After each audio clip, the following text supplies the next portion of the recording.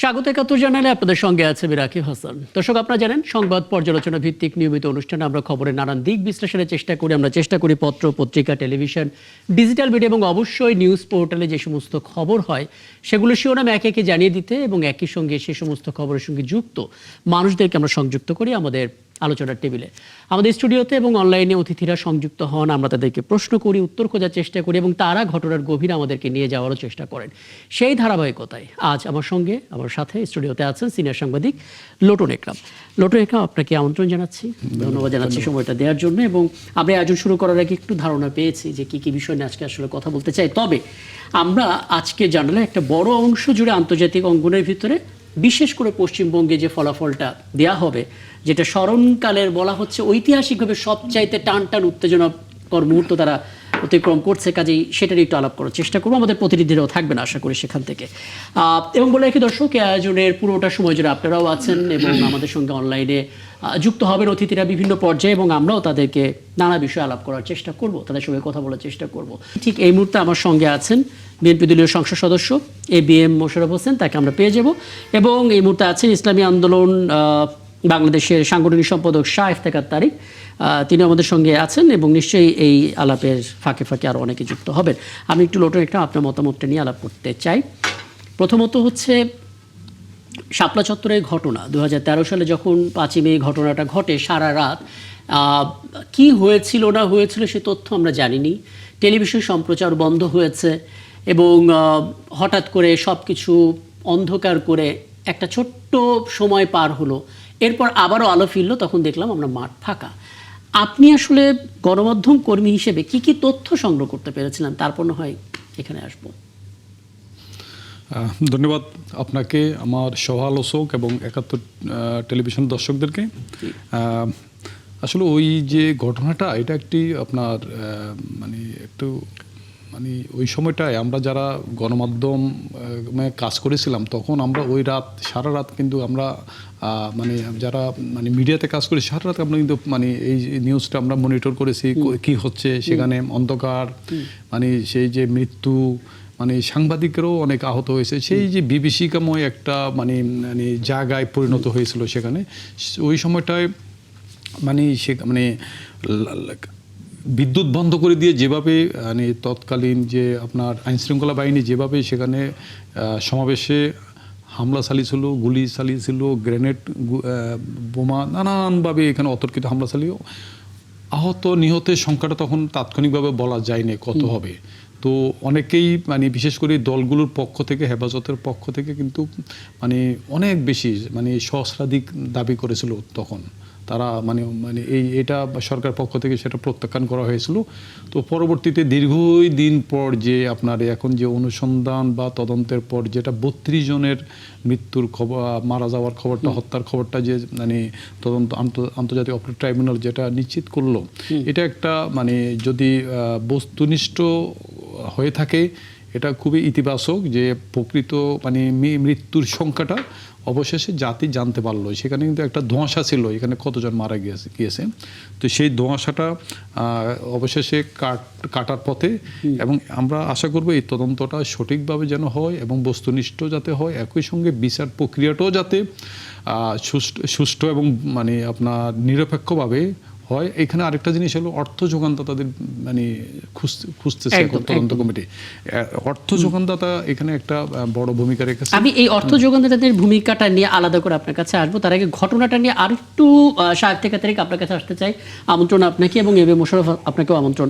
শাহ ইফতেখার তারিক একটু বলবেন ওই রাতে আসলে আপনারা, বিশেষ করে আপনার পর্যবেক্ষণ কিছু, আপনি আসলে এখানে ছিলেন কিনা বা আপনার কাছের কেউ সেখানে ছিলেন কিনা, এবং আপনাদের কাছ থেকে আপনারা যে তথ্যগুলো জেনেছেন নিজেদের পর্যবেক্ষণ দিয়ে এবং চিফ প্রসিকিউটরের কাছ থেকে আজকে আমরা যেটা জানতে পারলাম, দুটোর মধ্যে মিলটা পাচ্ছেন কিনা ঠিকঠাক, নাকি সংখ্যাটা আরও বেশি বলে আপনারা মনে করেন? আপনাকে, যারা আলোচনায় যুক্ত রয়েছেন সেই সমস্ত বিজ্ঞ আলোচকদেরকেও ধন্যবাদ জানাচ্ছি এবং যারা এই অনুষ্ঠানটি দেখছেন তাদের সকলকে ইসলামী আন্দোলন বাংলাদেশের পক্ষ থেকে আন্তরিক শুভেচ্ছা জানাচ্ছি। আপনি যে প্রশ্নটি করেছেন সেই রাতের কথা মনে পড়লে এখনো গায়ের লোম দাঁড়িয়ে যায়। আমি তখন একটি পত্রিকার, ওই সময়ে সর্বাধিক প্রচারিত সাপ্তাহিক পত্রিকার সম্পাদক হিসেবে আমার অফিস ছিল পুরানা পল্টনে। জি। আমি সারাদিন এই ঘটনা প্রবাহের দিকে নজর রাখছিলাম, আমার সাংবাদিক যারা ছিলেন তারা নজর রাখছিলেন। আহ, তো পুরো ঘটনাটা আমার চোখের সামনে ঘটেছে। জি। যখন সন্ধ্যার পর থেকে যখন একটা আভাস আমরা বিভিন্ন সোর্স থেকে পাচ্ছিলাম যে একটা ভয়াবহ পরিস্থিতির দিকে অগ্রসর হচ্ছে, তখন বিভিন্ন সূত্র মারফত এই সংবাদটুকু আমরা ওখানে যারা আয়োজক ছিলেন তাদের কাছে এটা পৌঁছে দেওয়ার চেষ্টা করছিলাম যে এমন আয়োজন চলছে। তো যাই হোক, তাদেরকে চতুর্দিক থেকে ঘেরাও করে শুধু একটা দিক খোলা রেখে যেভাবে নৃশংসভাবে হামলা করা হয়েছে এবং সমস্ত সংবাদ মাধ্যমের ক্যামেরাগুলোকে বন্ধ করে দেওয়া হয়েছে, যে লাইভ টেলিকাস্ট হচ্ছিল সেগুলোকে বন্ধ করে দেওয়া হয়েছে, এবং বন্ধ করে যেভাবে মানে এটা ভাষায় প্রকাশ করা যায় না এমন ঘটনা আমার চোখের সামনে আমি এর আগে দেখিনি। আপনারা বিষয়টা অনুধাবন করতে পারবেন যে যেহেতু চতুর্দিকে বন্ধ, বড় বড় উঁচু উঁচু দালান, সেই জায়গায় যখন দুই পাশ থেকে আইন শৃঙ্খলা রক্ষাকারী বাহিনী নৃশংসভাবে হামলা চালালো, তখন সেখানে একটা নারকীয় পরিস্থিতির সৃষ্টি হয়েছিল। এখন 32 জনের নাম এসেছে, আমি যতটুকু দেখলাম তাতে বলা হয়েছে যে এটা চূড়ান্ত নয়, এটা আরো বাকি রয়েছে, আরো অনেকগুলো পয়েন্ট বাকি আছে, যেমন যাত্রাবাড়ি, ওদিকে নারায়ণগঞ্জের কথা বলা হচ্ছে, ঢাকার বাইরে আরো বিভিন্ন জায়গা আছে, সেগুলো হিসেবেও বাকি আছে। জি জি, সেগুলো বাকি রয়েছে। তো এটা একটা ভালো উদ্যোগ, তবে একটু আমরা দ্বিধান্বিত এই জন্য যে অনেকে বিভিন্ন এই সমস্ত বিচারগুলো আদৌ হবে কিনা এই নিয়ে সংশয় প্রকাশ করতে দেখছি। আমরা সেই সংশয়ে থাকতে চাই না, আমরা আশাবাদী হতে চাই যে বর্তমান সরকার আসলে কোনো সমঝোতার মধ্যে না গিয়ে এটার প্রকৃত বিচার যেন হয় সেই দিকটি তারা চূড়ান্ত করবেন, এটা আমরা প্রত্যাশা করি এবং আশা করি যে দেশের প্রতিটা মানুষ এটা প্রত্যাশা করেন। আমি নিশ্চয়ই সময় থাকলে আলাপে ফিরবো। আমি একটু এবিএম মোশাররফ হোসেন একটু শেষ একটি বাক্য বলা প্রয়োজন মনে করছি, কিন্তু যে কারণে এই 5ই মে হয়েছিল এবং 5ই মের এই নৃশংস ঘটনা ঘটেছিল, সেই মূল উপাদানগুলো কিন্তু এখনো সমাজে বিদ্যমান। আমি পরবর্তী সময়ে এলে সেই বিষয়গুলো আপনি মূল উপাদানটা একটু বলে দেন, কারণ আমি অন্য টপিকে যাবো আর কি। জি, দেখুন, আপনি এখানে কিন্তু শাহবাগের বিপরীতে এটা হয়েছিল। শাহবাগ যে কথা নিয়ে শাহবাগ এসেছিল, আসলে সেই কথার আড়ালে তাদের আরেকটা এজেন্ডা ছিল। একটা নির্দিষ্ট গোষ্ঠী এদেশের ধর্মপ্রাণ মানুষকে, এদেশের মানুষের বোধ বিশ্বাসকে চরমভাবে আঘাত দিচ্ছিল। সেই আঘাতের প্রতিবাদেই কিন্তু হেফাজত রাস্তায় নেমেছিল, দেশের ধর্মপ্রাণ মানুষ রাস্তায় নেমেছিল। কিন্তু এখনো এত কিছু ঘটে গেল, এই অতি সম্প্রতি বর্তমান সরকার ক্ষমতায় আসার পর হঠাৎ করে আমি দেখতে পাচ্ছি যে সামাজিক যোগাযোগ মাধ্যমে সেই প্রেতাত্মারা আবার নতুন ভাবে সেই উস্কানি দিয়ে যাচ্ছে। এদেরকে যদি রোধ করা না যায় তাহলে আবারও এরকম ঘটনা ঘটবে, আবারও কি আমরা এরকম নৃশংস ঘটনার মুখোমুখি হব? এই প্রশ্নটি আমার রয়ে গেল। এই প্রশ্নটাই যদি সরাসরি এবিএম মোশাররফ হোসেন আপনার কাছে আনি, মানে বলা হচ্ছে যেই সময় আসলে 2013 সালের 5ই মে ঘটনাটা ঘটলো, সেটা একটা কঠিন সময় ছিল এই অর্থে যে তার ঠিক মাসখানেক আগে রানা প্লাজার যে ভবন ধসের ঘটনা ঘটে, একটা রেস্কিউ চলছে, অন্যদিকে গণজাগরণ মঞ্চের মতো ঘটনা ঘটছে, অন্যদিকে আবার এই 5ই মের ঘটনা ঘটলো। একটা কঠিন সময়ের মধ্যে দেশ ছিল এবং বিচারের জায়গায় নানা রকমের বাধাও তৈরি করা হয়েছে, তথ্যগত বিভ্রাট তৈরি করা হয়েছে, এটা আমরা শুনতে পাচ্ছিলাম। বিএনপি আসলে তাদের জায়গা থেকে প্রতিবাদের ভাষাটা কতটা জারি রেখেছিল এবং যে সমস্ত কাঠামোগুলো তখন ছিল, শায়েখ তারিক বললেন সেটা এখনো নাকি বলবৎ আছে, আপনার সেটা মনে হয় কিনা, থাকলে আসলে বিএনপি কিভাবে এটা ভাবছে? আসলে ধন্যবাদ আপনাকে, ধন্যবাদ আমার সহ আলোচক এবং 71 টিভির দর্শক শ্রোতা। আসলে 2013 সালের 5ই মে শাপলা চত্বরে যে নারকীয় ঘটনা ঘটেছিল, আমার স্পষ্ট মনে আছে, আমি ওই দিন রাত্র 8টা পর্যন্ত আমি পল্টনে ছিলাম। আচ্ছা, এরপর আমরা এমন ভাবে সাউন্ড গ্রেনেড হামলা হচ্ছিল এবং নানাভাবে বিচ্ছিন্নভাবে যে গোলাগুলি হচ্ছিল, এরপর আমরা আমি ব্যক্তিগতভাবে ওখান থেকে চলে এসেছিলাম। পরবর্তীতে আমরা শুনেছিলাম যে রাত্রে যেভাবে ক্র্যাকডাউন হয়েছে, মানুষ মারা গেছে, রক্তাক্ত হয়েছে, মতিঝিল একটা রণক্ষেত্রে তৈরি হয়েছে। এটা আসলে কোনোভাবে একটা গণতান্ত্রিক শাসন ব্যবস্থায় আমরা এটা আশা করতে পারি না। যে কোনো মানুষের একটা প্রতিবাদ করার তো অধিকার আছে। আমি যদি কোথাও অসঙ্গতি দেখি, আমি কোথাও যদি অনিয়ম দেখি, বৈষম্য দেখি অথবা রাষ্ট্রের নিপীড়ন দেখি, তার বিরুদ্ধে আমার রুখে দাঁড়াবার তো আমার সংবিধান আমাকে সেই অধিকারটা দিয়েছে। কিন্তু আমরা দেখেছিলাম যে আওয়ামী লীগের আমলে এই অধিকারটাকে সম্পূর্ণ কেড়ে নেওয়া হয়েছে। আপনি দেখবেন একদিকে সরকারি পৃষ্ঠপোষকতায় কাউকে রাস্তায় নামিয়ে দেওয়া হয়েছে, অন্যদিকে যারা তাদের অধিকারের জন্য আন্দোলন সংগ্রাম করছিল তাদের উপর কি নিষ্ঠুর নির্যাতন সেদিন করা হয়েছিল।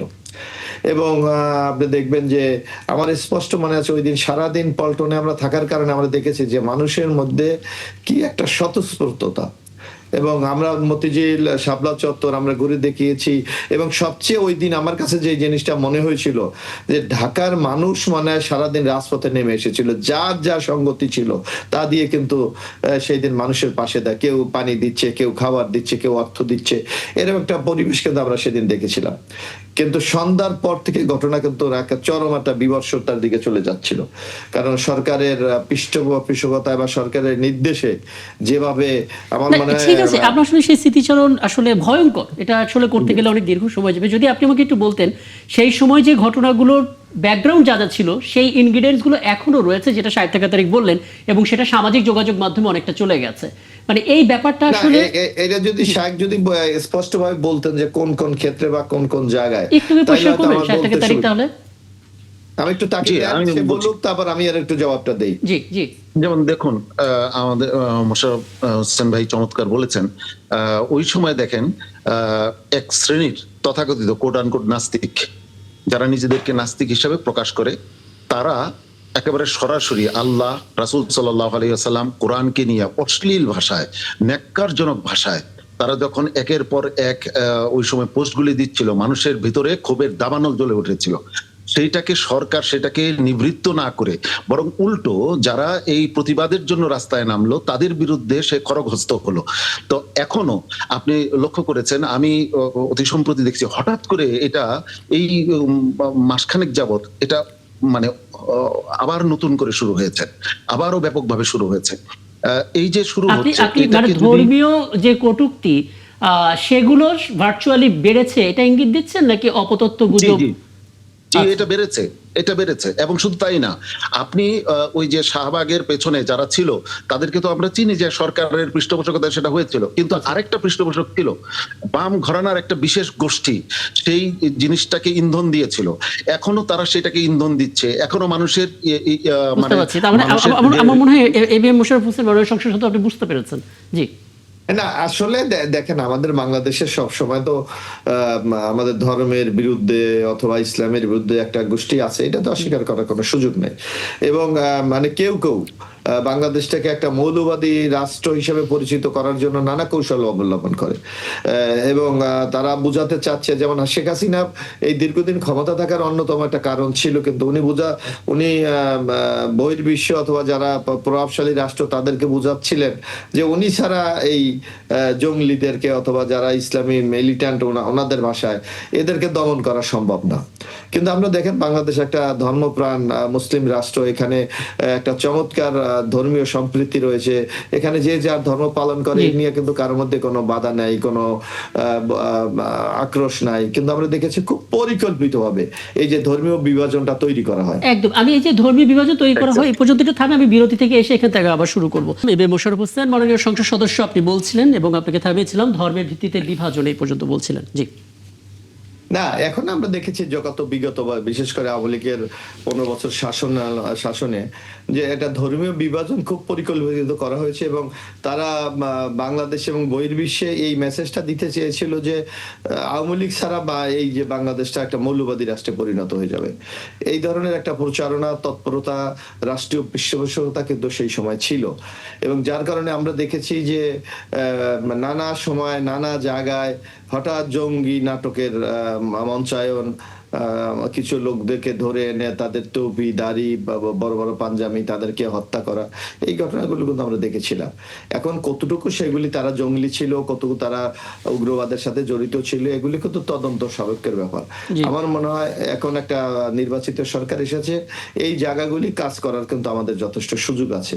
যেমনি ভাবে আজকে আপনি বললেন যে শাপলা চত্বরে হত্যার আজকে যে তদন্ত হচ্ছে, আমি মনে করি এই তদন্তগুলি আমাদের জাতি হিসাবে করে আমাদের কিন্তু যে কোনো বিশ্বাস সুস্পষ্ট ধারণা আমাদের থাকা উচিত। কারণ আপনি দেখেন শাপলা চত্বর নিয়ে কিন্তু ক্ষমতাসীন যখন তারা ছিলেন নানা ধরনের কিন্তু তুচ্ছ-তাচ্ছিল্য করেছে, কিন্তু আজকেই আপনি হ্যাঁ, এই সংবাদ এটা একটা মানে ইতিবাচক দিক বটে যে সরকারের বয়স এখনো 3 মাস হয়নি, কিন্তু তার মধ্যে আসলে এত বড় কেস সেন্সিটিভ বিষয়গুলো সামনে আসতে শুরু করেছে। নোটো, একটা আপনি কিছু জানতে চাইবেন? ধন্যবাদ। এটা মানে এত বড় একটি মর্মান্তিক মানে আপনার নৃশংস যে হত্যাকাণ্ডের ঘটনা যেটা ঘটলো সারা জাতি যেখানে ধিক্কার দিচ্ছিল, সেই আওয়ামী লীগের সঙ্গে কিন্তু আমরা দেখতে পেয়েছি পরবর্তীতে কিন্তু হেফাজত ইসলাম একটা সুসম্পর্ক কিন্তু গড়ে তুলেছিল। এবং সেখানে মানে আপনার একজন মন্ত্রী যেন হাসান মাহমুদ সাহেব, তিনি কিন্তু একটা সমন্বয়কারীর ভূমিকা পালন করতে আমরা দেখেছি। এই যে তারপর এই যে এমনকি আপনার এই যে আপনার তখন ওই হেফাজত ইসলামের যে শীর্ষ নেতা মাওলানা শফি সাহেব হেলিকপ্টারে এসে কিন্তু প্রধানমন্ত্রীর সঙ্গে মিটিং করেছিল।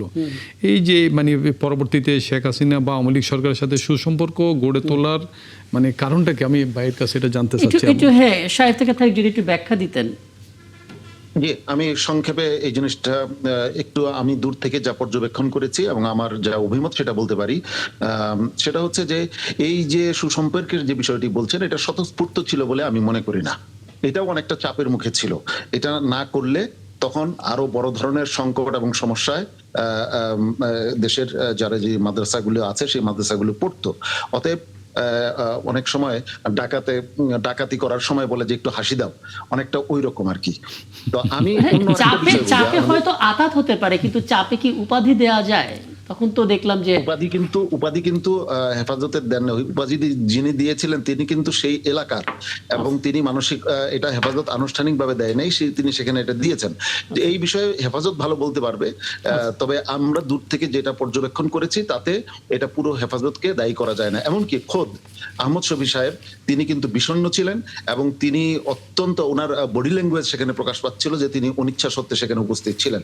আমি এবি মোশাররফ হোসেন ভাই যে চমৎকার কথা বলেছেন সেই কথার সাথে একটা কথা যোগ করতে চাই। আজকে হয়তো আওয়ামী লীগ নাই ক্ষমতায়, কিন্তু আওয়ামী লীগকে যারা এই কাজগুলো করিয়েছে সেই শক্তি কিন্তু দেশে আছে, সেই শক্তি দেশে সক্রিয় আছে। কারণ আমাদের দেশে এই ধর্মীয় বিভাজন তৈরির মাধ্যমে বা এই জাতীয় উস্কানিমূলক কর্মকাণ্ডের মাধ্যমে পার্শ্ববর্তী অনেক দেশের রাজনৈতিক সুবিধা হয়, এবং সেই রাজনৈতিক সুবিধার জন্য তারা বাংলাদেশে এগুলোকে ইনপুট দেয়। তো এটা ওই সময় আমরা দেখেছি বিভিন্ন এজেন্সিজ তারা সর্প হইয়া দংশন করে, ওজা হইয়া ঝাড়ে, এটা কিন্তু একেবারে সর্বজনবিদিত ছিল। আজকে কিন্তু সেই শক্তিগুলো এখনো পর্যন্ত বহাল তবিয়তেই আছে। অতএব বর্তমান সরকারকে এই বিষয়গুলোকে শুরুতেই যদি তারা কঠোর হস্তে বিষয়গুলোকে দমন না করেন এবং কার্যকর পদক্ষেপ না নেন, তাহলে এটার কিন্তু খেসারত আবার এই সরকারকেও একদম। এবং আপনাকে বলে রাখি, আমরা ঠিক এই ঘন্টা 3 আগে রাত 10টার শো যখন করেছিলাম, পুরো 32 মিনিট ধরে আসলে আমরা এই বিষয়গুলো নিয়ে কথা বলেছিলাম, এবং তখন আসলে এগুলো আমাদের অতিথিরাও বারবার স্মরণ করিয়ে দিচ্ছিলেন। নিশ্চয়ই সামনে হয়তো আরো এগোবে তদন্ত। আমরা আপাতত এখানে থামি। আর একটা বিষয় নিয়ে কথা বলতে চাই। বিষয়টা আসলে সরাসরি আমাদের সাথে সম্পর্কিত, আমাদের মানে গণমাধ্যম এবং গণমাধ্যম কর্মীদের সঙ্গে। স্বাধীন যে তথ্য, সেই তথ্য আসলে সবার জন্যই সেই স্বাধীনতা প্রয়োজন, যে কারণে আমরা বলি বিশ্ব মুক্ত গণমাধ্যম দিবস।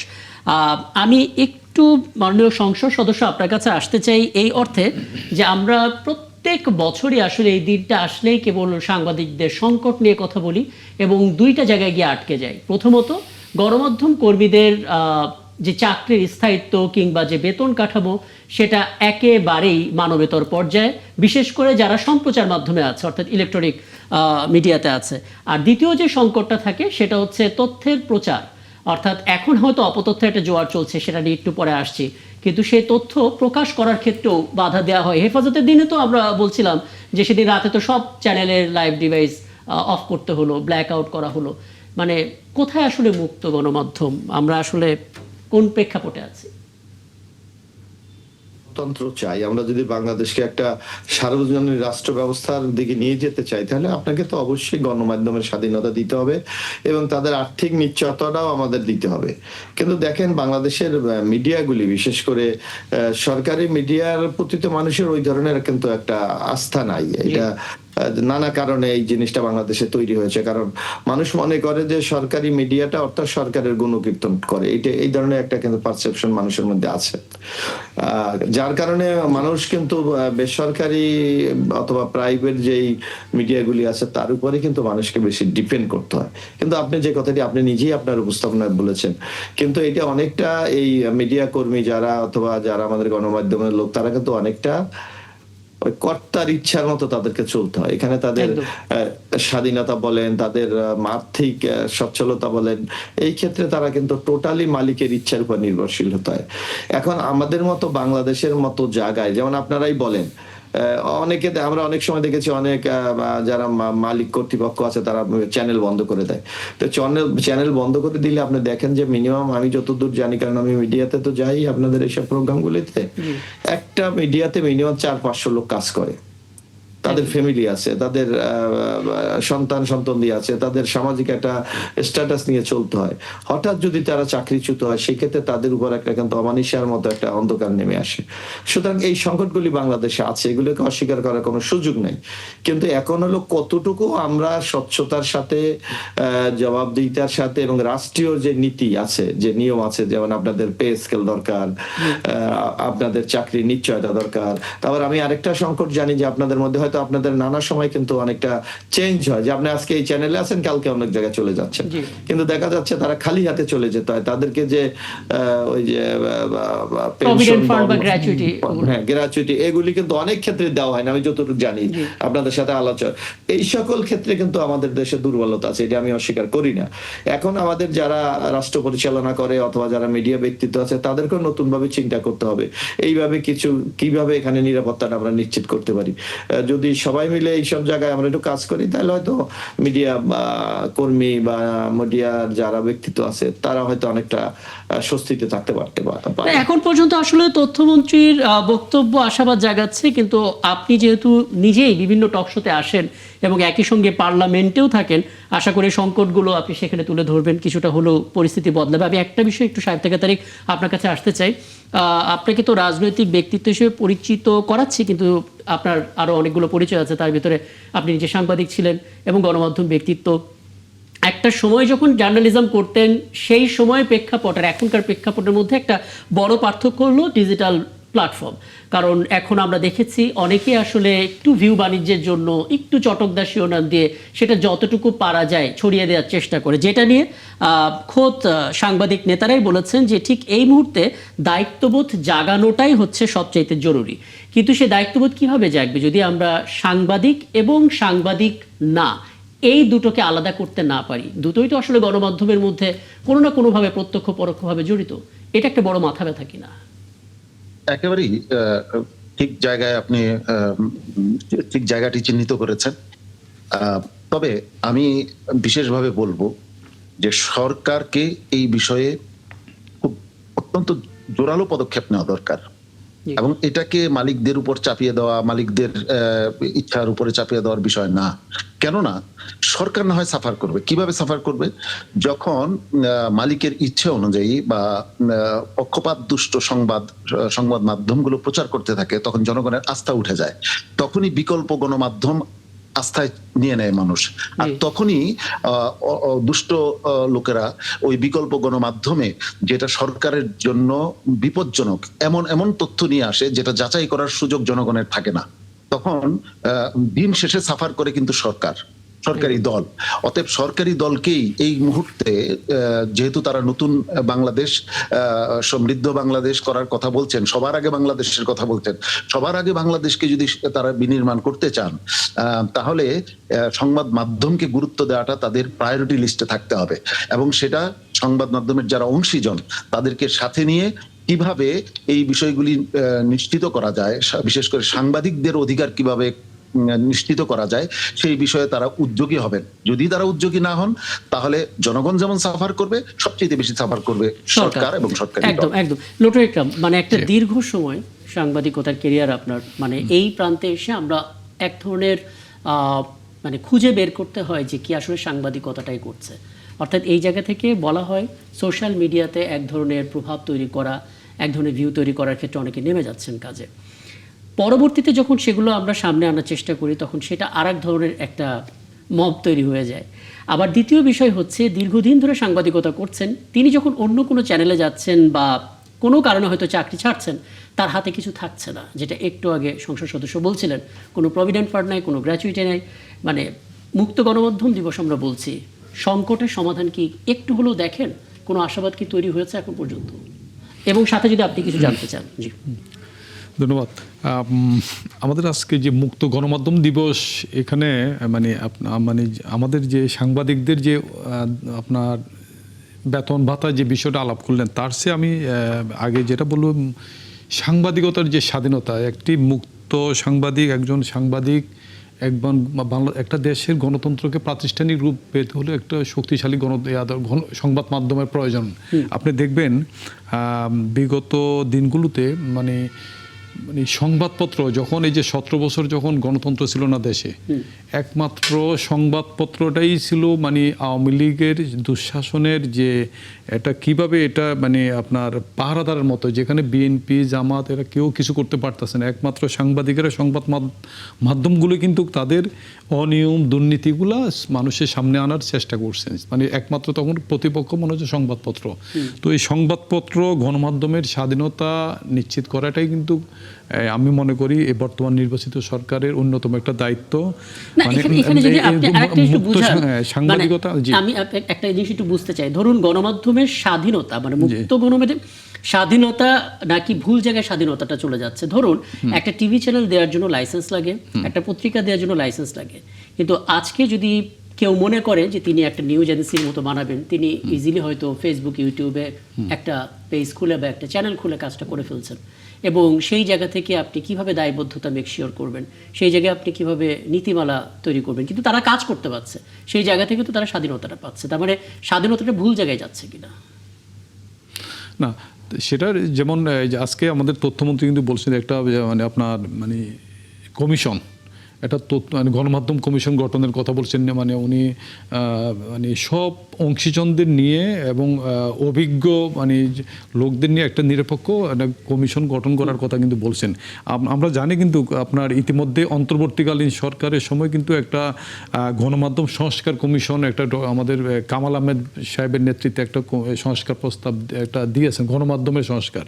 কিন্তু এখন এই যে অন্তর্বর্তীকালীন সময়ে যে মানে সংস্কার প্রস্তাবটা দিয়েছে, সেখানে কিন্তু আপনার যে আপনি যে স্বাধীনতার কথা বলছেন, এখানে আপনার আমাদের সামাজিক ডিজিটালে বলেন, সামাজিক যোগাযোগ মাধ্যম বিভিন্ন ব্যাপারে কিন্তু অনেকগুলো গুরুত্বপূর্ণ সুপারিশ কিন্তু এই সংস্কার প্রস্তাবে উঠে আসছে, কিন্তু সেগুলো কিন্তু এখন বাস্তবায়ন করাটা কিন্তু মানে বর্তমান সরকারের অন্যতম একটা প্রধান কাজ আমরা মনে করি। কিন্তু এর মধ্যে আবার আজকে যেটা তথ্যমন্ত্রী যেটা বলছেন যে আরেকটি কমিশন করবেন, হ্যাঁ, গণমাধ্যম কমিশন গঠন করবেন। এখন তাহলে অন্তর্বর্তীকালীন সরকারের সময় যে কমিশনটা গঠন করছে, যে কমিশনে বাংলাদেশের আপনার তারা মানে সারা দেশে ঘুরে এসে অংশীজন, সেখানে সাংবাদিক, মালিক, সাধারণ পাঠক, সর্বশ্রেণী মানুষের কিন্তু অংশীজনের মতামত কিন্তু কমিশনের প্রস্তাবগুলো দিয়েছেন। এই প্রস্তাবের মধ্যে আপনার যতগুলো প্রবলেম আছে সবগুলো প্রবলেম সলভ করার কিন্তু অনেকগুলো সুপারিশ রয়েছেন। যাই হোক, সেই সুপারিশগুলো বাস্তবায়নের আগে এই বর্তমান সরকার আরেকটা কমিশন গঠন করার কথা ঘোষণা দিয়েছে।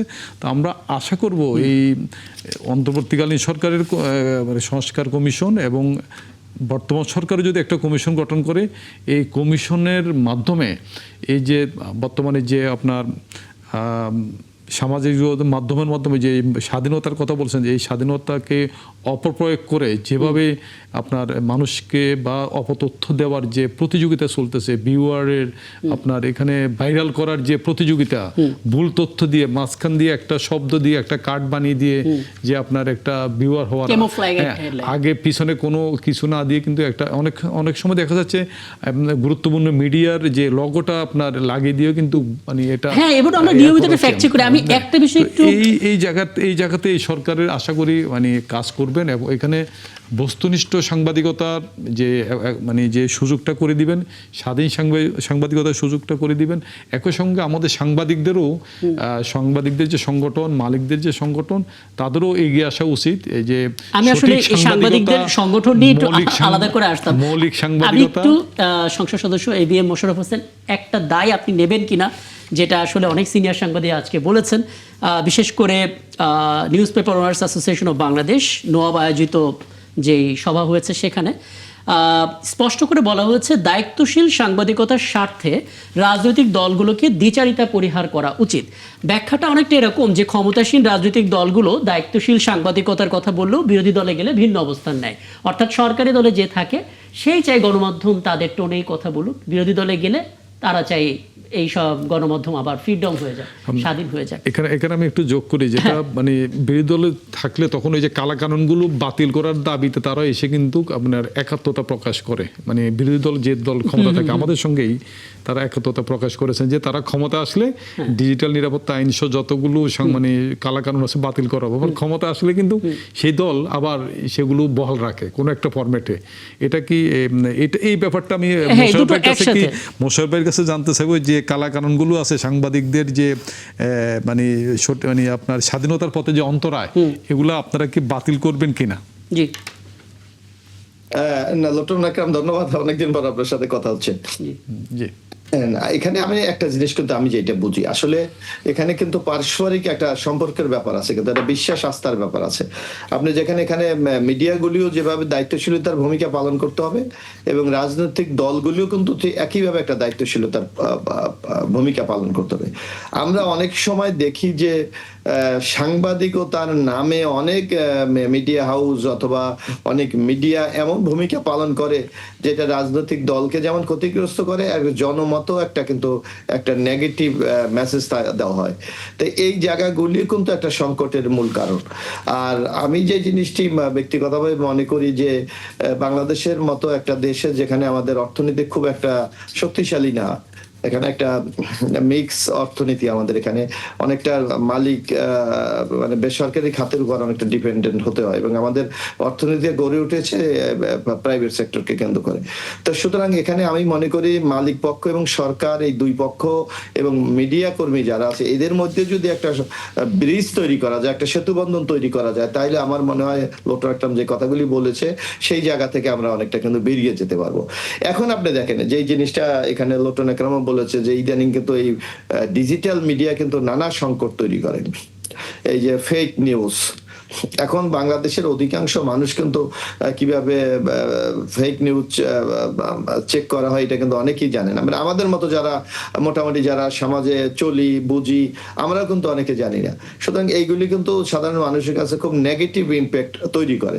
তো এইসব জায়গাগুলি যদি আমরা প্রোটেক্ট করতে না পারি, তাহলে কিন্তু জনমনের মধ্যে যেমন একটা বিভ্রান্তি তৈরি হয়, তেমনি রাজনৈতিক দলগুলোও কিন্তু অনেক সময় একটা ক্ষোভের তৈরি হয়। কারণ আপনি জানেন একটা রাজনৈতিক দলে কিন্তু একই মানের কিন্তু নেতাকর্মী সমর্থক থাকে না, এদের নানা ধরনের স্ট্যান্ডার্ড থাকে, নানা ধরনের বুঝ ম্যানেজমেন্টের লোক থাকে। সুতরাং আমি মনে করি যে আমাদের যারা গণমাধ্যম কর্মী তাদেরকেও ভাবতে হবে যে এইভাবে ফেক নিউজগুলিকে কিভাবে আমরা পোর্ট্রেট করতে পারি। এখানে আপনাকে একটা তথ্য জানিয়ে রাখি, মাননীয় সংসদ সদস্য, আমরা 1 বছরের বেশি সময় ধরে আসলে এই ফ্যাক্ট চেক বিষয়ক একটা আয়োজন করি, যেখানে প্রতিদিন আসলে অপতথ্যগুলো ফ্যাক্ট চেক করে তুলে ধরা হয়। এবং আমরা দেখেছি প্রথম 6 মাস প্রচুর অপতথ্যগুলো মানুষ বিভ্রান্ত হচ্ছিল। ঠিক এই প্রান্তে এসে মানুষ আমাদেরকে প্রশ্ন করে, অর্থাৎ দেখা মাত্র বিশ্বাস না করে যাচাই করার চেষ্টা করে এটা কি ঠিক নাকি বেঠিক। তার মানে অন্তত এই জিনিসটা তৈরি হচ্ছে যে প্রশ্ন করা, সন্দেহ করাটা, হয়তো এটা চলতে থাকবে। এবং আজকে তো তথ্যমন্ত্রী বললেন এবং আমি একটু এখানে আমি একটু জিনিস যোগ করতে চাই যে দেখেন আপনার এই ধরনের অপতৎপরতা বা এই ধরনের যখন ফেক নিউজ গুলি প্রেসে চলে আসে, আমার মনে হয় গভর্নমেন্টের যে বিটিআরসি যেটা আছে ওইটাও আমার মানে খুব একটা গুরুত্বপূর্ণ ভূমিকা পালন করে। তাৎক্ষণিক জনগণকে একটা মেসেজ দেওয়া উচিত, দিস ইজ দ্য ট্রু আর দিস ইজ দ্য ফ্যাক্ট। এইটা যদি আমরা ইনশিওর করতে পারি রাষ্ট্রের পক্ষ থেকে, তাহলে আমার মনে হয় এই ধরনের অপতথ্য থেকে অনেকটা রক্ষা পাওয়া যাবে। একদম। আমি সাত থেকে তারিখ এই ইস্যুতে সবশেষ একটা বিষয় একটু জানতে চাই, মানে ইসলামিক যে দলগুলো আছেন আপনারা, অর্থাৎ রাজনীতিতে আসলে ইসলামিক যে ভাবধারা, যেই মতাদর্শ, যেই আদর্শ, সেগুলোকে আপনারা সামনে আনেন। গণমাধ্যম আসলে আপনাদেরকে কি চোখে দেখে, আলাদা কোনো পর্যবেক্ষণ আপনাদের আছে কিনা? আর দ্বিতীয় বিষয়টা হচ্ছে গণমাধ্যম যেই ধরনের খবরগুলো প্রচার করে, যেই পয়েন্টে আসলে তারা ব্যাখ্যা জানার চেষ্টা করে, আপনারা আসলে ইসলামিক দলগুলো আসলে সেই ব্যাখ্যাটাতে নিজেদেরকে হাজির করতে পারছেন কিনা ঠিক মতো? অর্থাৎ আপনারা নিজেরাই হয়তো কোনো রকমের বুঝতে পারছেন নিশ্চয়ই। জি জি, ধন্যবাদ আপনার প্রশ্নের জন্য। না, এই ক্ষেত্রে আমি একটা দীর্ঘদিনের চর্চা ছিল যে ইসলামী দলগুলি শুধু ইসলামী বক্তব্য রাখবে, ধর্মীয় ইস্যুতে বক্তব্য রাখবে। বিষয়টা এখন অনেকটাই কেটে গেছে। আমরা তো আসলে রাজনৈতিক দল আমাদের একটা আলাদা আদর্শ আছে, আর রাজনৈতিক আদর্শ আছে। সেই রাজনৈতিক আদর্শটা আমরা মনে করি যে ইসলামী রাজনৈতিক আদর্শের মধ্য দিয়ে মানুষের মুক্তি সম্ভব, সেই জন্য এটাকে ইসলামী রাজনৈতিক দল বলা হয়। কিন্তু এখন এটা গণমাধ্যমে অনেকটা সচেতন হয়েছে এবং আমরাও সেটা অনেকটা তুলে আনতে পেরেছি যে একটা রাজনৈতিক দল দেশের মানুষের সংকট সমস্যা নিয়ে কথা বলবে এবং সেই সংকট সমস্যার জন্য সমাধানের কৌশল তারা সামনে হাজির করবে। তারা যদি বিরোধী দলে থাকে তাহলে সরকারি দলের সামনে সমস্যাগুলি তুলে আনবে এবং সরকারি দলকে পথ দেখাবে যে এইভাবে অগ্রসর হওয়া দরকার। যদি সরকারি দল সেই পথে অগ্রসর না হয় অথবা জনগণের সাথে না থাকে তাহলে তার প্রতিবাদ করবে।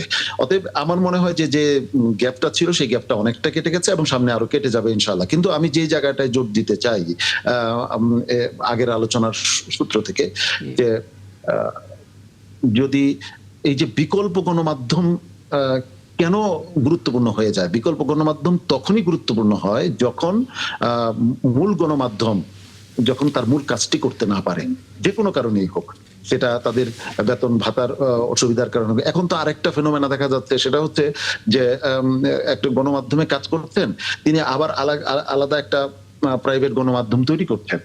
এই প্রাইভেট গণমাধ্যমগুলি ভিউয়ের উপর যেহেতু নির্ভরশীল, তখন তারা এমন কিছু চটকদার ইস্যু নিয়ে আসেন অথবা সৃজন করেন যে সৃজনের কারণে দেশ ক্ষতিগ্রস্ত হয়, দেশের সংস্থাগুলি ক্ষতিগ্রস্ত হয় এবং অনেক সময় দেশের উন্নতি অগ্রগতি ক্ষতিগ্রস্ত হয়। অতএব এটা সকলে মিলে, যেটা আমাদের মোশাররফ ভাই বললেন, যে সকল অংশীজনরা মিলে এটার একটা সমাধান সূত্র আমাদেরকে বের করতেই হবে। অনেক ধন্যবাদ। আপনি তো আছেন, আমি একটু লটর একটা 1 মিনিটের মধ্যে যদি এই আলাপটা শেষ করে আমি বিরতিতে যেতে পারি। সেক্ষেত্রে মূলত আমরা অনেকগুলো সমস্যা এখানে খুঁজে পাচ্ছি। একটা তো নতুন মাথা ব্যথা অপতথ্য, আর একটা দেখতে পেলাম ডিজিটাল প্ল্যাটফর্মে নিয়ম নীতি ছাড়া চটকদের শিরোনাম দিয়ে বিভিন্নভাবে তুলে ধরা। কিন্তু এই সমস্ত কিছু বাদ দিলেও আমরা যদি শুধুমাত্র একটা ঘটনা দেখি, মধ্যপ্রাচ্যে যখন খোদ রাষ্ট্রীয় পর্যায়ে কোনো দ্বন্দ্ব তৈরি হয়, সেটা হতে পারে জামাল খাশোগির হত্যাকাণ্ডের মতো ঘটনা, আমরা দেখতে পেলাম আল জাজিরা এই খবরটা ব্রেক করলো এবং আল জাজিরার প্রতি চাপ তৈরি করা হলো এবং রাষ্ট্রীয় সংস্থা হিসেবে আল জাজিরা বহাল তবিয়তে টিকে আছে। তার মানে সরকার চাপ তৈরি করলেও গণমাধ্যম বন্ধ করেনি। আমাদের এখানে দেখা যাচ্ছে সাংবাদিকদের বিরুদ্ধে হত্যা মামলাও দিয়ে দেওয়া হচ্ছে। মানে সাংবাদিকতা কতটা মুক্ত হবে সেটা না হয় পরের আলাপ, সাংবাদিক নিজে কতটা আসলে মুক্ত। ধন্যবাদ। আজকে একটি মুক্ত গণমাধ্যম দিবস উপলক্ষে আজকে একটি আলোচনা সভায় আমাদের মানে বিশিষ্ট সাংবাদিক বৃন্দ, সম্পাদক বৃন্দ কিন্তু এই একটি কথা বলছেন যে সাংবাদিকদের বিরুদ্ধে যদি কোনো অভিযোগ, কোনো রিপোর্ট নিয়ে যদি কোনো অভিযোগ থাকে, আপনি ডাইরেক্ট হত্যা মামলা করার আগে অন্তত যাতে আপনার প্রেস কাউন্সিলে যাতে একবার যান। এটা কিন্তু মানে আপনার কোনো নিউজের ব্যাপারে কোনো সাংবাদিকদের কোনো কেউ যদি এই নিউজের ব্যাপারে আপত্তি থাকে, তার কিন্তু প্রথমে কিন্তু আপনার প্রেস কাউন্সিলে গিয়ে তার আপত্তি জানানো উচিত, সেখানে অভিযোগ করা উচিত। এবং এটা দীর্ঘদিন যাবত এটাই কিন্তু হয়ে আসছিল অতীতে। কিন্তু সাম্প্রতিক সময়গুলোতে প্রেস কাউন্সিলে কেউ না গিয়ে সরাসরি হত্যা মামলা দিয়ে দিচ্ছেন। এখন এটা কিন্তু এই মামলাগুলো কিন্তু মানে সরকারও নিয়ে নিচ্ছেন। আমরা যেখানে দেখতে পাচ্ছি মানে সরকারের কোনো কর্মকর্তা কর্মচারীর বিরুদ্ধে কোনো মামলা দেওয়ার আগে সরকারের অনুমতির প্রয়োজন হয়। তো সাংবাদিকদের বিরুদ্ধে মামলা নেওয়ার আগে দেখি মানে অনুমতির প্রয়োজন হচ্ছে না, যেখানে একটা হত্যা মামলা দিয়ে দিচ্ছে, যেখানে যে কোনো জায়গায় একটা আপনার মানহানির কোটি কোটি টাকার মানহানির মামলা দিয়ে দিচ্ছেন। তো এই জায়গাটায় আমার মনে হয় আপনার সাংবাদিকদের বিরুদ্ধে হত্যা মামলা, সাংবাদিকদের বিরুদ্ধে কোটি কোটি টাকা কোনো রিপোর্ট আপনার দেখা যায় একজন দুর্নীতিবাজ কর্মকর্তা বা একজন যে কোনো কারোর বিরুদ্ধে রিপোর্ট হলে সরাসরি যাই কোর্টে গিয়ে মামলা করে দেন এবং সাংবাদিককে হয়রানি করতেছেন। এই জায়গাটায় আমি যেটা নির্বাচিত সরকার আসলো, আমি এই সরকারের কাছে মোশাররফ ভাই আছেন এখানে মাননীয় সংসদ সদস্য, ওনাদের কাছে অনুরোধ করব মানে স্বাধীন সাংবাদিকতার পথে যে মামলা হামলার যে রাজনৈতিক যে প্রভাব বা প্রশাসনিক যে প্রভাব, এই প্রভাব থেকে মুক্ত করার জন্য যে কমিশন গঠন করার কথা বলা হচ্ছে, এই কমিশনের মাধ্যমে যাতে স্বাধীন সাংবাদিকতার পথে অন্তরায়গুলো, এই যে আপনার হত্যা মামলা বা অন্যান্য যে মানে বাধাবিঘ্নগুলো আছে, চ্যালেঞ্জগুলো আছে, এগুলো যাতে কাটানোর মতো কোনো এই যে আপনার সেই সুপারিশগুলো, সেই পদক্ষেপগুলো যাতে কমিশনের মধ্যে থাকে, এটা আমি এবং মনে হয় মাননীয় সংসদ সদস্য সেটা শুনলেনও বটে। আসলে এটা একটা বড় আলাপ ছিল যে সাংবাদিকদের বিরুদ্ধে হত্যা মামলা আসলে কেন। যাই হোক, অনেক ধন্যবাদ আপনি দুজনকে আমাকে সময়টা দেওয়ার জন্য। দর্শক, আপনারা জানেন ইতিহাসের সবচাইতে উত্তেজনাকর একটা সময় পার করছে পশ্চিমবঙ্গ, কারণ এত কাছাকাছি টান টান উত্তেজনাপূর্ণ, যেখান থেকে আসলে কে জিতবে কে হারবে সেটা এখন পর্যন্ত ধারণাও করা যাচ্ছে না, এমন একটা সময় আসলে পশ্চিমবঙ্গ পার করছে। বিধানসভা নির্বাচনে ফল গণনা বাকি, ফলাফলটা আসতে বাকি, ভোট গ্রহণ শেষ হয়ে গেছে, 4 মে সেই ক্ষণগণনা। এই মুহূর্তে আমার সঙ্গে আছেন দুজন অতিথি, আছেন আমাদের সহকবি সত্যজিৎ চক্রবর্তী, আছেন রাজনৈতিক বিশ্লেষক অধ্যাপক ডক্টর তৌফিকুল ইসলাম মিথিল। আপনাদের দুজনকে স্বাগত জানাচ্ছি। এবং আমার সঙ্গে সিনিয়র সাংবাদিক লটন একরাম আছেন, তিনিও আপনাদের কাছে কিছু জানতে চাইতে পারেন। সত্যজিৎ, আপনার কাছ থেকে ঠিক এই মুহূর্তের আপডেটটা একটু নিতেই চাই, কারণ আমরা দুই পক্ষের বাকযুদ্ধ দেখতে পাচ্ছি। তৃণমূলের পক্ষ থেকে স্পেশালি বলা হচ্ছে যে তাদের স্বপ্ন, অর্থাৎ বিজেপির স্বপ্ন ভেঙে চুরে যাবে, 2 শতাধিক বেশি আসন নিয়ে তৃণমূল আবারও চতুর্থবারের মতন ক্ষমতায় আসবে। একই সঙ্গে বলা হচ্ছে শেয়ার বাজারকে চাঙ্গা রাখতে মূলত বুথ ফেরত জরিপে বিজেপিকে এগিয়ে রাখা হয়েছে। সাধারণ মানুষের সঙ্গে কথা হয়েছে, তারা কি বলছেন এবং আপনি আসলে কি পর্যবেক্ষণ করছেন? দেখুন, প্রথমেই বলে আমার পর্যবেক্ষণ যে আমি অন্তত 20 বছর আমার সাংবাদিকতা জীবনে এরকম নির্বাচন দেখিনি। জি, আমার যারা সিনিয়র আছেন, যারা 30-35 বছর ধরে সাংবাদিকতা করছেন, তারা দেখেনি। আমি একটি রাজনৈতিক পরিবারের ছেলে, যারা বাম জামানায় শাসক ছিলেন, তাদের কাছে শুনেছি, তারাও বলছেন এরকম ভোট আমরা কখনো দেখিনি। দুটো বিষয়, একটা হচ্ছে যেভাবে কড়াকড়িতে নিরাপত্তা দিয়ে নির্বাচনটা করা হয়েছে 2 দফায়, এরকম নির্বাচন অতীতে দেখিনি। এবং ভোটাররা বলছিলেন যে এরকম যে ভোট দানের যে সুযোগ করে দেওয়া হয়েছে নির্বাচন কমিশন ভারতের, তা এরকমটা পশ্চিমবঙ্গের ইতিহাসে প্রথম, নজিরবিহীন। এত বিপুল পরিমাণ কেন্দ্রীয় বাহিনী মোতায়েন, এমনকি সাজোয়া গাড়ি, বুলেট প্রুফ গাড়ি যেটা জম্মু কাশ্মীরে থাকে, সেই গাড়িগুলোও কিন্তু আনা হয়েছে। আরো একটি বিষয়, যে ভোটারদের ভূমিকা অত্যন্ত গুরুত্বপূর্ণ। প্রত্যেকেই বলছেন, আমি নিজে 190টা কিন্তু ভোটারের বুথ ফেরত সমীক্ষা করেছি, তার ভিতরে 4 জন বলেছেন যে আসবে ভালো হবে। বাকিরা বলছেন 4 তারিখ, অর্থাৎ আগামীকালকের কথা বলেছেন। এরকম ভাবে কিন্তু দেখা যায়নি যে ভোটাররা এরকম বলছে। আমি একটি গণনা কেন্দ্রের সামনে আছি, সেখানে আমি দেখাবো কেন্দ্রীয় বাহিনী কিভাবে আছে। এরকমটাও কিন্তু আমি গত 20 বছরে দেখিনি যে এরকম ভাবে পুলিশের আধিকারিক, কেন্দ্রীয় বাহিনীর জওয়ান, তারা এরকম আছে, এবং অ্যাম্বুলেন্স থেকে শুরু করে গার্ড রেল সবটাই কিন্তু আছে। তো অত্যন্ত কড়াকড়ি। এবং যে আরো একটি গুরুত্বপূর্ণ বিষয়, অ্যাক্সিস মাই ইন্ডিয়া নামের একটি গ্রহণযোগ্য সমীক্ষা সংস্থা, তারা উইথড্র করে নিয়েছেন কিছু সময়ের জন্য। তারা কিন্তু তাদের যে সমীক্ষা রিপোর্ট তারা সেটা করেছিলেন, প্রকাশ করেছিলেন, তারপরে তারা সেটা উইথড্র করেন এবং পরবর্তীতে পূর্ণাঙ্গ যে সমীক্ষা রিপোর্ট সেটা তারা প্রকাশ করেনি।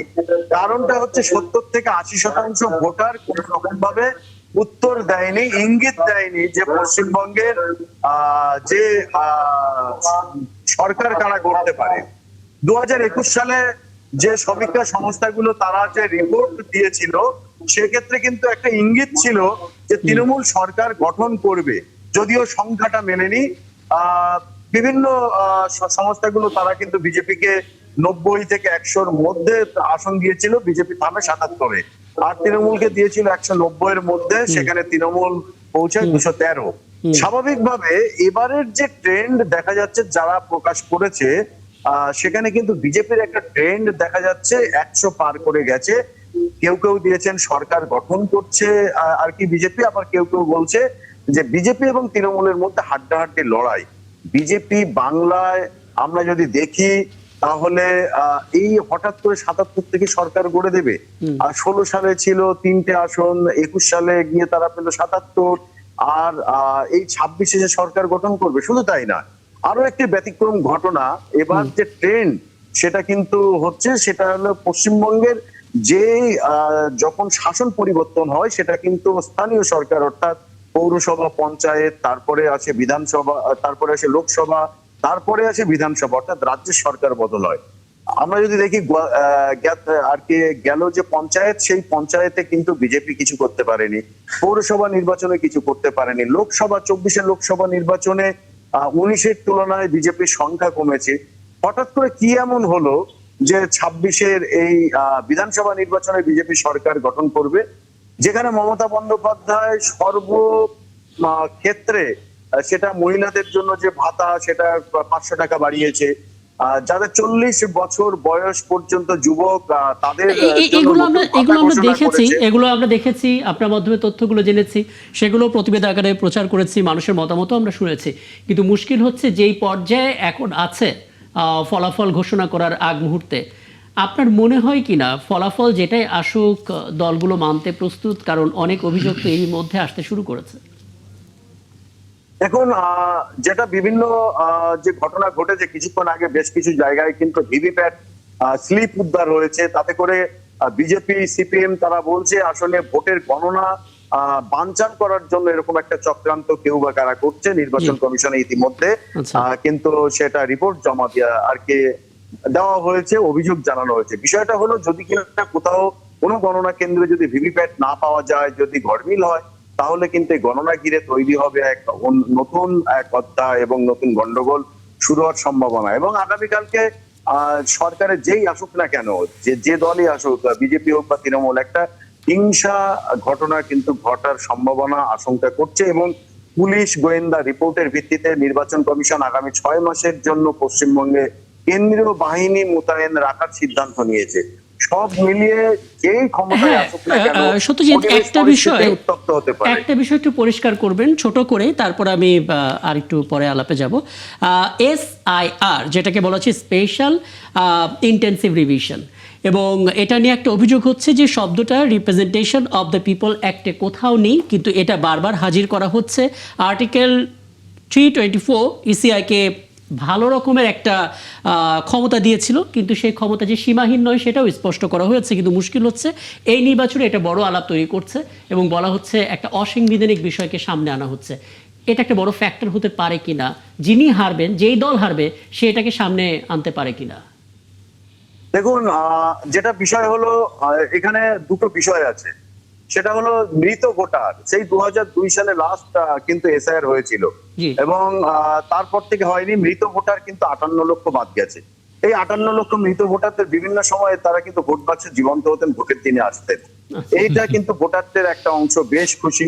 পরবর্তীতে 5.5 লক্ষ যেটা বাদ যায়, যাদের কাছে নথি ছিল না।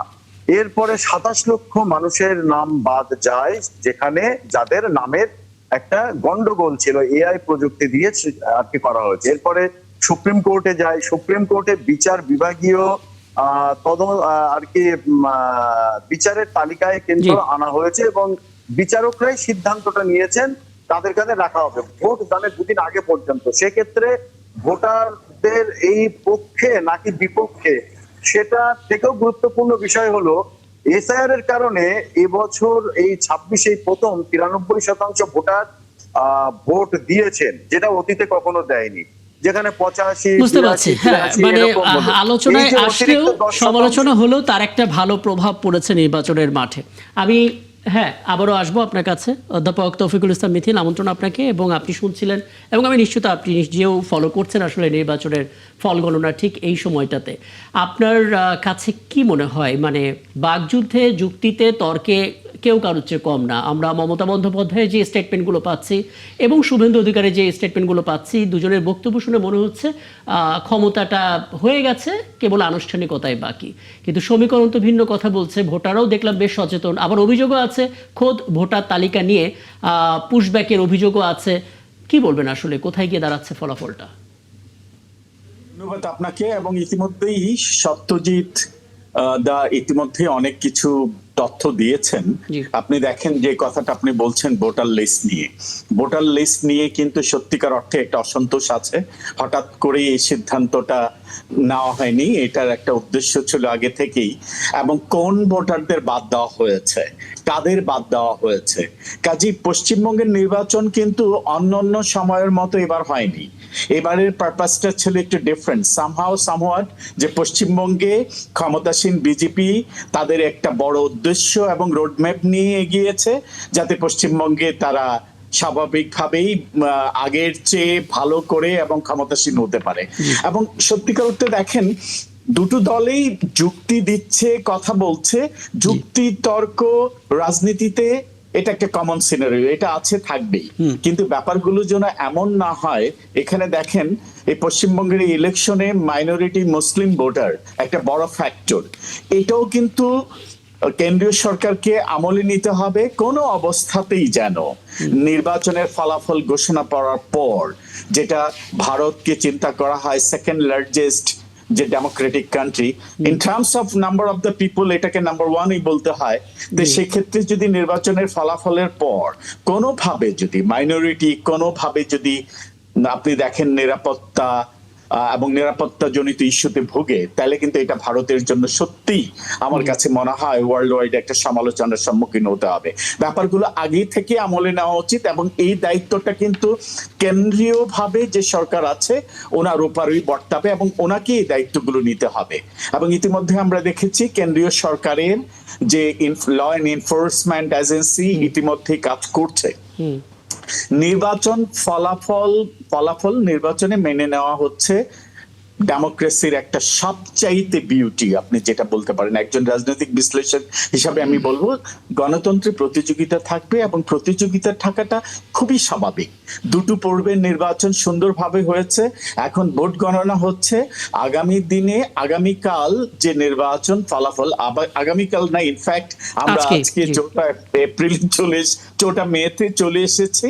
এখন আমাদের সবারই প্রস্তুত থাকা উচিত মানসিকভাবে নির্বাচনে জনগণের রায় যেদিকে যাবে সেটাই মেনে নেওয়ার মানসিকতা।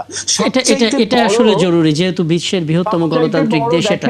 যেটা ইতিমধ্যেই সত্যজিৎ দা বলেছেন, এবারের নির্বাচন ছিল অন্যান্য নির্বাচনের চেয়ে ডিফারেন্ট এই অর্থে, আপনি কাস্টিং ভোটার যদি দেখেন 93%, I think it is highest ever পশ্চিমবঙ্গের ক্ষেত্রে। এটা দিয়ে বুঝতে হবে জনগণ তাদের নেতা নেত্রী নির্বাচিত করতে চায়। সো জনগণের রায়ের প্রতি শ্রদ্ধাশীল হতে হবে।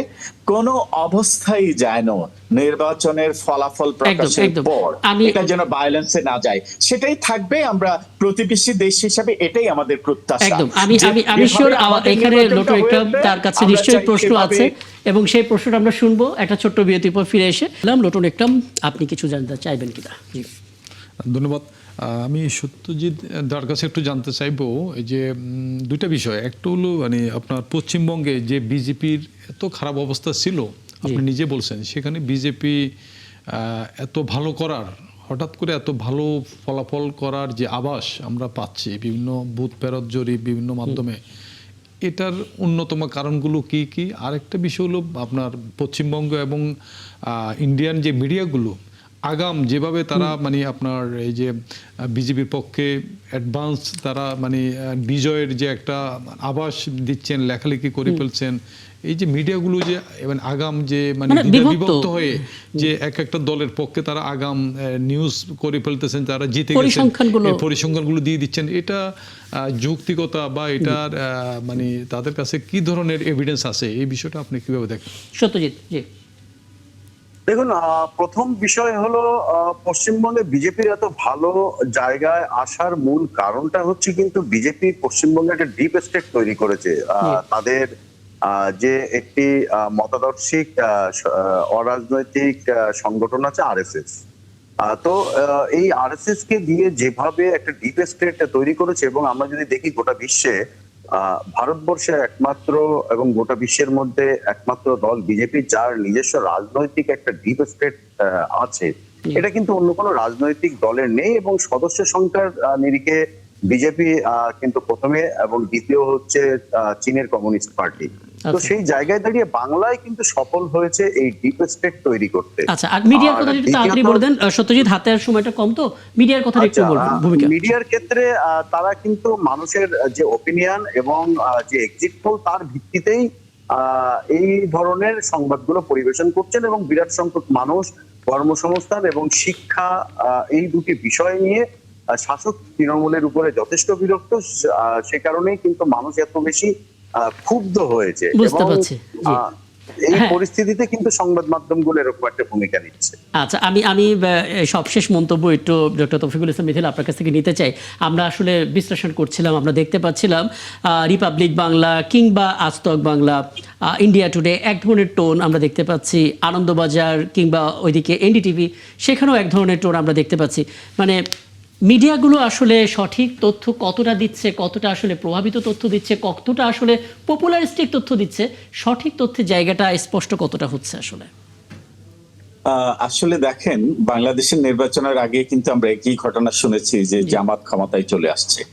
কাজেই আমার মনে হয় নির্বাচনের আগে যে ইনফরমেশন গুলো আসে, এটা যদি আপনি ইনফ্যাক্ট আজকের যিনি প্রশ্ন করতেছিলেন উনি কিন্তু যথার্থই বলেছেন সোর্সটা কি, আসলে আদৌ কি এটা নিয়ে কোনো গবেষণা হয়েছে কিনা, কোনো পোলিং রেজাল্ট আছে কিনা, এবং পাশাপাশি হচ্ছে সার্ভে যদি হয়ে থাকে। আপনি দেখেন ইতিমধ্যে সত্যজিৎ যে কথাটা বলেছেন যে গ্রাম পঞ্চায়েতের যে ইলেকশন হয়েছে সেখানে কিন্তু বিজেপি আশানুরূপ ফল করতে পারেনি।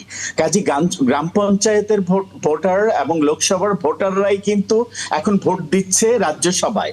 কাজে স্বাভাবিকভাবে ভোটার কিন্তু এখানে চেঞ্জ হয়নি। ভোটার যারা আগে ছিল তারাই, যারা তৃণমূলকে ভোট দিয়েছে ওই গ্রাম পঞ্চায়েত, পঞ্চায়েত সমিতি এবং পাশাপাশি হচ্ছে লোকসভায়, তারাই কিন্তু এই ভোটগুলো দিচ্ছে। কাজে আমার কাছে মনে হয় না যেভাবে মিডিয়া এবং বিভিন্ন সোর্স থেকে বলা হচ্ছে বিজেপি হঠাৎ করে খুব ভালো করতে যাচ্ছে, সেটা আমার কাছে মনে হচ্ছে না। কারণ এটার স্বাভাবিকভাবেই একটা ভালো করার সোর্স আপনি দেখেন, এটা যদি হয়ে থাকে নির্বাচনের আগে কিছু সংস্থা কাজ করে বিভিন্ন ধরেন নির্বাচনী এলাকায় উপর স্ট্যাটিস্টিক পরিসংখ্যানের ভিত্তিতে যদি কথাগুলো হয় সেগুলো বিশ্বাসযোগ্য হয়। আদারওয়াইজ হুট করে মিডিয়াতে এবং প্রোপাগান্ডা, আর এখনের দিনে প্রোপাগান্ডা মিডিয়া এবং সোশ্যাল মিডিয়া, ইলেকট্রনিক মিডিয়াতে, এগুলোতে যেটা ইতিমধ্যেই উনি বলেছেন ডিপ স্টেট যারা এই প্রচারণাগুলো করছেন যে ভালো করবেন এজন্য বলে নিচ্ছে, যদি স্বাভাবিকভাবেই মানুষের যে একটা চিন্তা ভাবনা আছে যে ইতিমধ্যেই যে তৃণমূল কংগ্রেস 4 বার ক্ষমতায় ছিল, আবারও আসতে যাচ্ছে, মানুষের মাঝে যাতে একটা মিশ্র প্রতিক্রিয়া হয়, এরই ধারাবাহিকতায় আমার মনে হয় সেটা করেছে। একদম, আমার হাতে সময় থাকলে আমি এই আলোচনাটা আরেকটু দীর্ঘ করতাম। জি, আসতে যাচ্ছে। শেষ কি বললেন? শেষ আমার কাছে মনে হচ্ছে তৃণমূল কংগ্রেসই নির্বাচনে ভালো ফলাফল করতে যাচ্ছে, এবং গত 4 বারের মতো 5ম বার এবারও মনে হচ্ছে। এটা আমার মনে হচ্ছে, কেন জানি, কারণ হচ্ছে যেটা যত শোনা যায় আসলে ইনফ্যাক্ট সেটা হয় না। জি, এটা খুবই দিস ইজ মাই প্রেডিকশন। হ্যাঁ, প্রেডিকশন তো নির্বাচনের ফল দেওয়ার আগে প্রেডিকশনও থাকবে। হাড্ডাহাড্ডি লড়াই হবে। হ্যাঁ, লড়াইটা আমাদের সময় থাকলে আপনি আলাদা দিন হাড্ডাহাড্ডি করতাম। লড়াই হবে হচ্ছে বলে মনে হচ্ছে। আমরা যে বুথ ফেরত জরিপ, বিভিন্ন গণমাধ্যম যেভাবে আমরা যে আভাসগুলো পাচ্ছি, তাতে মনে হচ্ছে যে আগে যেভাবে বিজেপি এবং তৃণমূলের যে ব্যবধানটা ছিল, সেটা হয়তো ব্যবধানটা কমে আসবে। একদম, আমার রাতে একটা নিউজ শুরু হয়ে যাবে, কমে আসবে। যেই দলে ক্ষমতা আসুক, ব্যবধানটা খুব অল্প হবে। নিঃসন্দেহে। আপনাদের সবাইকে ধন্যবাদ আমাকে সময়টা দেওয়ার জন্য, এবং দর্শক আপনাদেরকে ধন্যবাদ সাথে থাকার জন্য। আগামীকাল দেখা হবে নতুন ইস্যু নিয়ে। থাকবেন একাত্তরের সঙ্গে।